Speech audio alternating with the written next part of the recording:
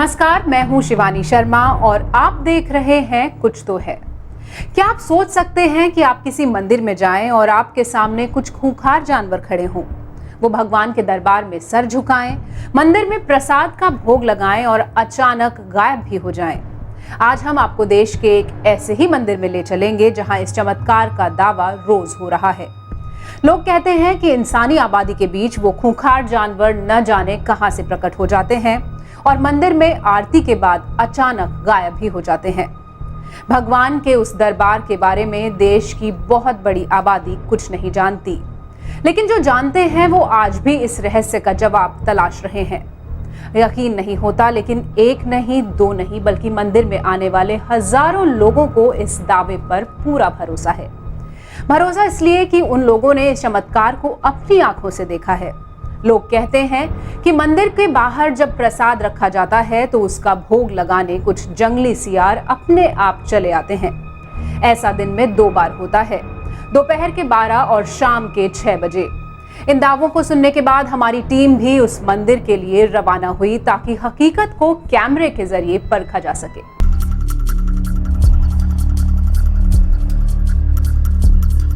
एक युगों पुरानी परंपरा, मंदिर में प्रसाद का बनना, प्रसाद को उस चबूतरे पर रख देना, थाली को पीटना और एक रहस्यमय आवाज के साथ जंगली जानवरों को न्योता देना।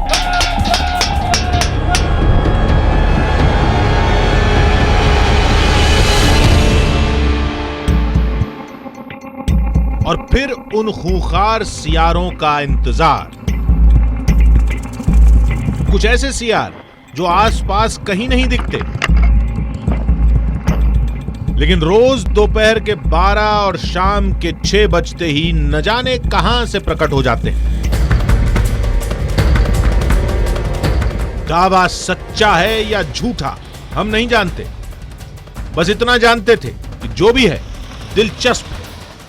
इसलिए हम निकल पड़े दिल्ली से 1200 किलोमीटर दूर देश के सफेद रेगिस्तान कच्छ की ओर।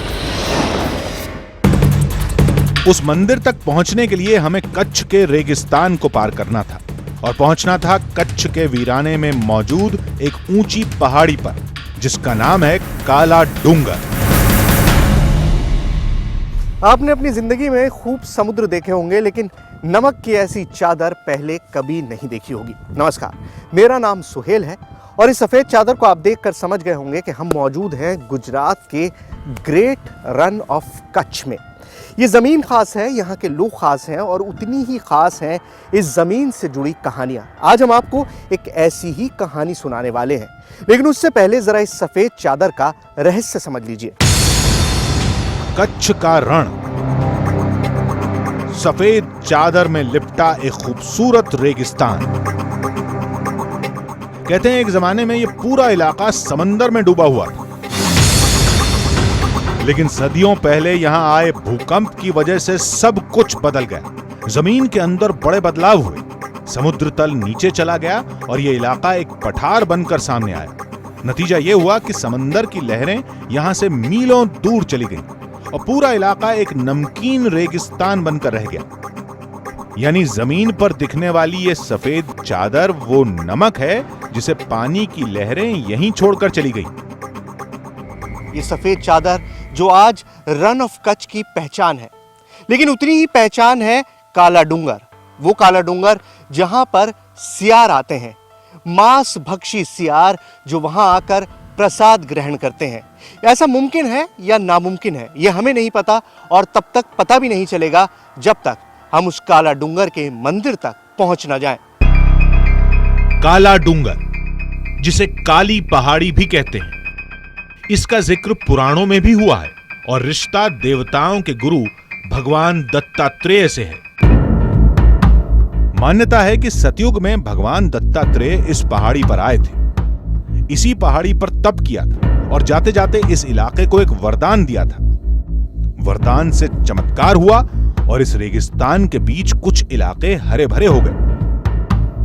ज्यादातर इलाकों में इंसानी आबादी बस गई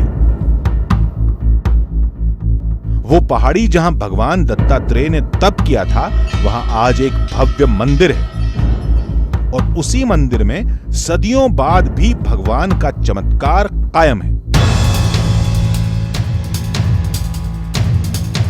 कुछ देर के सफर के बाद हम भी उस मंदिर तक पहुंच गए। भगवान दत्तात्रेय यानी ब्रह्मा, विष्णु और महेश, तीनों का एक रूप। भगवान ब्रह्मा, विष्णु और महेश को अगर आप एक साथ देखना चाहते हैं तो आपको दर्शन करने होंगे गुरु दत्तात्रेय के। हम काला डूंगर के उस मंदिर में पहुंच चुके हैं जिसके बारे में मान्यता है कि 4 युगों से यहाँ पर ये मंदिर मौजूद है, क्योंकि भगवान दत्तात्रेय ने यहाँ पर तपस्या की थी और इसी वजह से यहाँ पर वो मंदिर बना। और इसी मंदिर से जुड़ी कहानी है उन सियारों की जो रोज यहाँ पर आते हैं। मंदिर में भगवान का चमत्कार दिन में 2 बार ही होता है, वो भी तय वक्त पर ही होता है। आज के चमत्कार का हमें भी इंतजार था, लेकिन उससे पहले जरूरी था भगवान दत्तात्रेय की कहानी को समझना। युगों पहले भगवान दत्तात्रेय इसी पहाड़ी पर साधना में लीन थे। तभी एक सियार भगवान के पास पहुंचा। भगवान के पास सियार को खिलाने के लिए कुछ भी नहीं था और सियार का भूखा वापस जाना धर्म के खिलाफ था। इसलिए भगवान ने अपने शरीर के अंग काटकर सियार के सामने रख दिए, लेकिन सियार ने मांस के उन टुकड़ों को खाने से इनकार कर दिया। कहा जाता है कि इसके बाद भगवान ने अपनी पोटली से चावल और गुड़ निकालकर सियार के सामने पेश किया और सियार उन्हें खाने लगा। ऐसी मान्यता है कि उस दिन के बाद रोज यहां ऐसा ही होता है। रोज चावल और गुड़ का भोग लगता है और उसे खाने कुछ सियार अपने आप चले आते हैं। चमत्कार कहो या कुछ भी कहो कि जब भी लौंग की ये साध पड़ेगा तो वो कहीं पे भी होंगे, वो अपने आप वहाँ पे वो आ जाते हैं। संभाव से देखा जाए तो वो अपना नियमित समय से आएंगे। जब घंटे की ध्वनि होगी तो निश्चित आएंगे भोग लेने के लिए। ये सिर्फ एक कहानी है, कहीं कुछ हकीकत नहीं। कहानी नहीं, हकीकत है। आपको देखो डेली आते, हम डेली देखते हैं। क्या करते हैं आके? यहाँ आके प्रसाद खा के चले जाते हैं। अच्छा, ये आ रहा है। हमें यकीन दिलाने के लिए यहाँ के लोगों ने हमें कुछ तस्वीरें दिखाई। मोबाइल से ली गई कुछ तस्वीरें जिसमें वाकई कुछ सियार दिखाई दे रहे थे, लेकिन ये सब कुछ हम अपनी आंखों से देखना चाहते थे। शाम ढल रही थी। कुछ ही देर बाद मंदिर में आरती का वक्त हो गया। हमें बताया गया कि आरती के ठीक बाद सियारों के लिए प्रसाद रखा जाएगा और मंदिर का एक कर्मचारी प्रसाद लेकर निकल पड़ा। ये प्रसाद तैयार है, लेके जा रहे हैं उसी जगह पे जहां पर लौंग आते हैं, सियार आते हैं। इस बार आएंगे या नहीं पता नहीं। बड़ी सी थाली में प्रसाद लेकर वो कर्मचारी पास में बने एक चबूतरे के पास पहुंच गया। तो अभी सियार आएंगे? हाँ, आएंगे। तो हम डाल रहे हैं, देखते हैं सियार आते हैं या नहीं। अंधेरे का टाइम है। ये देखिए, ये प्रसाद डाल दिया गया है। क्या है प्रसाद में? ये चावल है, मीठा चावल। अच्छा, मीठा चावल है। तो मीठा चावल डाला गया है और देखिए अब ये थाली पीटेंगे। हाँ, और बजाएंगे फिर आएंगे।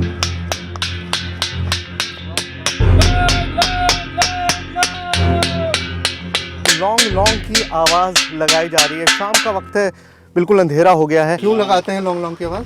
लौंग की गुरुदत्त भगवान है ना, अपना अंग दिया था ना उसको। हाँ, अंग दिया था, इसलिए लौंग बोलते हैं। लौंग। तो हाँ। वो लौंग बिगड़ के लौंग हो गया। हाँ, तो अब आवाज लगा दी है। अब कितनी देर इंतजार करना होगा? अब 10-15 मिनट इंतजार करना पड़ेगा। मंदिर के कर्मचारी के साथ हम भी वहां से दूर हो गए और एक ऊंची चट्टान पर इंतजार करते रहे।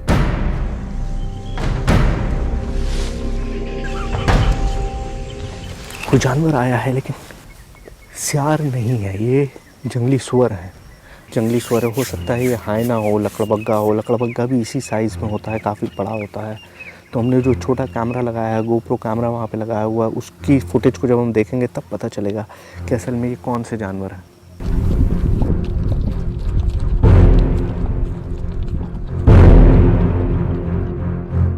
उस चबूतरे पर हलचल बंद हुई तो हमने वहां जाने का फैसला किया।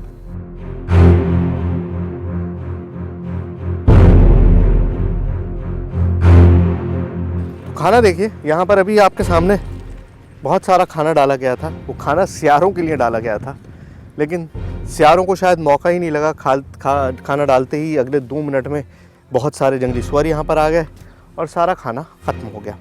तो जब खाना ख़त्म हो गया तो अब जाहिर है सियार यहाँ नहीं आएंगे, क्योंकि जब कुछ बचा ही नहीं उनके खाने के लिए तो वो यहाँ आकर करेंगे क्या।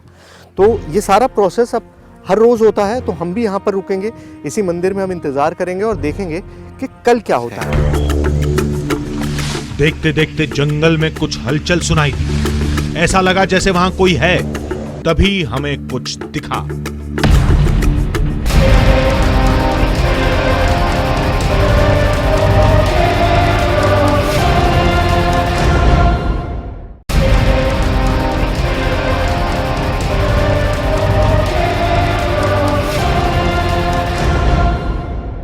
आप देख रहे हैं कुछ तो है।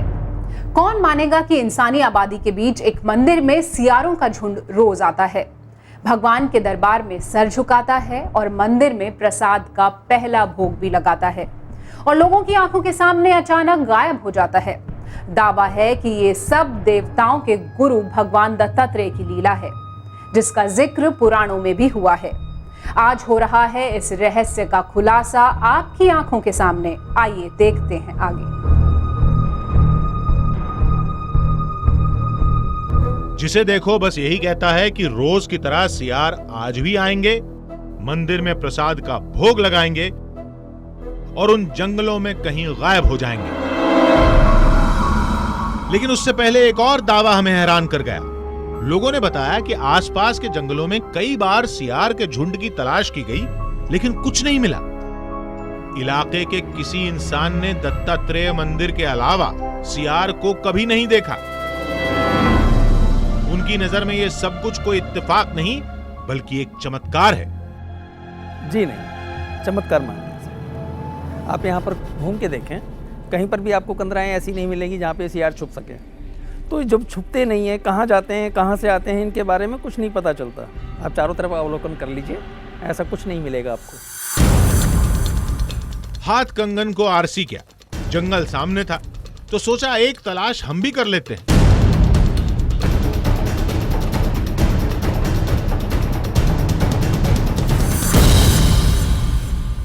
बहुत ज़्यादा कांटे हैं इस जंगल में, पूरा सूखा हुआ जंगल है। और सबसे बड़ी बात यह है कि इस कच्छ के पूरे एरिया में आपको सिर्फ यही एक ऐसी जगह है जो हरी मिलेगी। अब हरी वो भले कांटों से ही है, लेकिन यही जगह है जहाँ पर कुछ हरियाली है। हम इस जंगल में अंदर जाकर कोशिश करते हैं कि हम सियारों को देख पाते हैं या नहीं। इस कांटों भरे रास्ते पर हम बढ़ते रहे, सियार के होने की हर मुमकिन जगह को खंगालते रहे।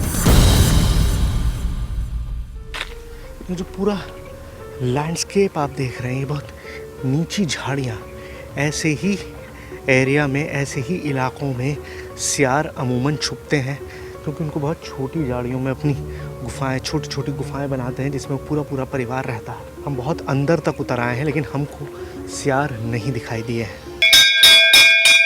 बातों बातों में दोपहर के प्रसाद का वक्त हो चला और हमें जल्दी से जल्दी मंदिर पहुंचना था। मंदिर पहुंचे तो प्रसाद की तैयारी तेजी से चल रही थी।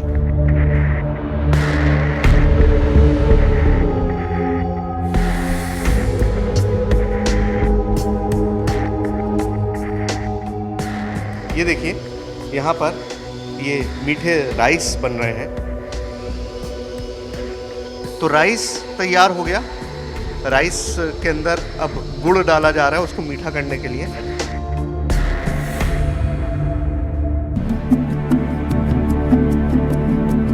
सियारों को प्रसाद का भोग लगाने से पहले भगवान दत्तात्रेय के दरबार में हाजिरी लगाई गई, उनसे इजाजत मांगी गई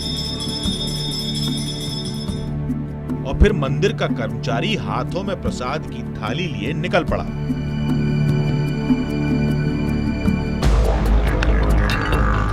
सियारों का इंतजार करने हमारी टीम को दूर जाना होगा, लेकिन उससे पहले हमने इस चबूतरे पर अपना गोप्रो कैमरा छोड़ दिया।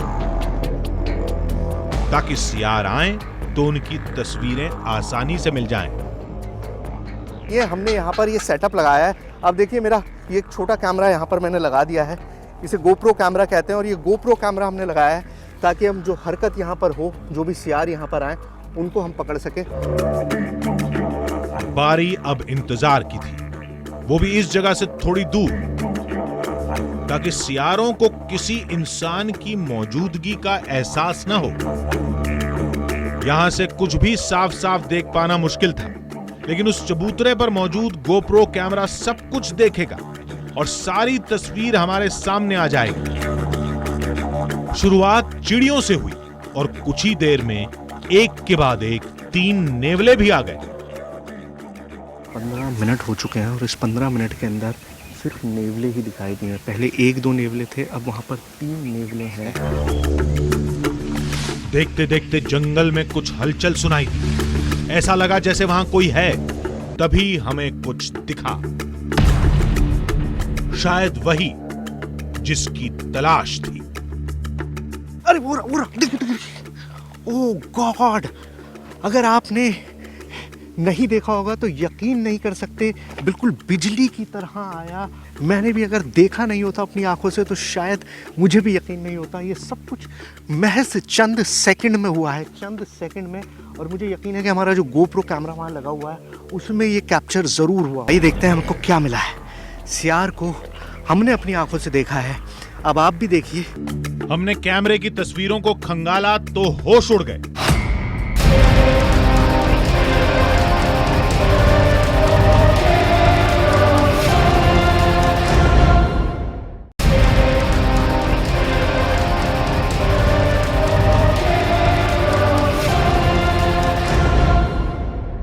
आप देख रहे हैं कुछ तो है, भगवान दत्तात्रेय का मंदिर और एक सदियों पुराने चमत्कार का दावा कि उस मंदिर के प्रसाद का पहला भोग लगाने कुछ सियार आते हैं। लोग मानते हैं कि वो सियार भगवान के भक्त हैं। हमारी टीम ने इस रहस्य का खुलासा करने के लिए एक गोप्रो कैमरा का सहारा लिया। आइए देखते हैं उस कैमरे में क्या रिकॉर्ड हुआ।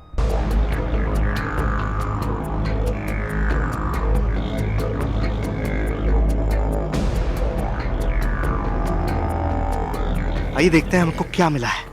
सियार को हमने अपनी आंखों से देखा है, अब आप भी देखिए कि सियार यहाँ पर आए थे, उन्होंने क्या खाया, प्रसाद ग्रहण किया और ये बात साबित कर दी कि युगों से जो कुछ यहाँ पर होता आया है वो आज भी होता है। हमने कैमरे की तस्वीरों को खंगाला तो होश उड़ गए। शुरुआत में 2 सियार चबूतरे के ऊपर चढ़ते हैं, प्रसाद को चखते हैं और लौट भी जाते हैं। लेकिन फिर एक के बाद एक सियारों का पूरा झुंड आता है। 2, 4, 6, 8, देखते ही देखते करीब 10 सियार पहुंच गए। एक मांसाहारी जानवर जिसे जंगल में शिकार करने की आदत है, वो इस मंदिर में शाकाहारी प्रसाद खा रहा था। सियारों का वो झुंड काफी देर तक रहा और फिर अचानक कहीं गुम हो गया।